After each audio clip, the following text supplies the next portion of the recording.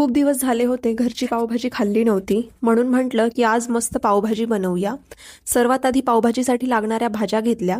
त्यामध्ये शिमला मिरची, बटाटा, बीट, टोमॅटो, कांदा आणि हिरवे वाटाणे या सगळ्या भाज्या घेतल्या. त्या एक एक करून कुकरमध्ये लावल्या आणि आवश्यकतेनुसार पाणी घालून कुकरचं झाकण लावलं आणि 4 ते 5 शिट्ट्या होईपर्यंत त्यांना मस्त शिजवून घेतलं. भाज्या छान मऊ शिजल्यानंतर त्या व्यवस्थित मॅश करून घेतल्या. आता एका पातेल्यामध्ये तेल गरम करून त्यात मोहरी आणि जिऱ्याची फोडणी दिली.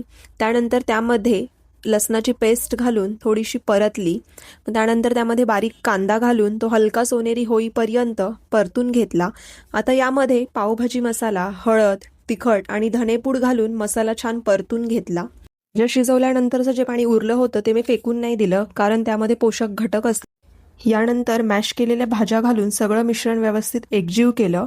आता आधी बाजूला काढून ठेवलेलं भाज्या शिजवलेलं जे पाणी होतं ते घालून पावभाजीला छान एकसारखी कन्सिस्टन्सी आणली आणि काही मिनटं मस्त उकळी येऊ दिली. आणि बघा, आपली गरमागरम चविष्ट घरची पावभाजी तयार आहे.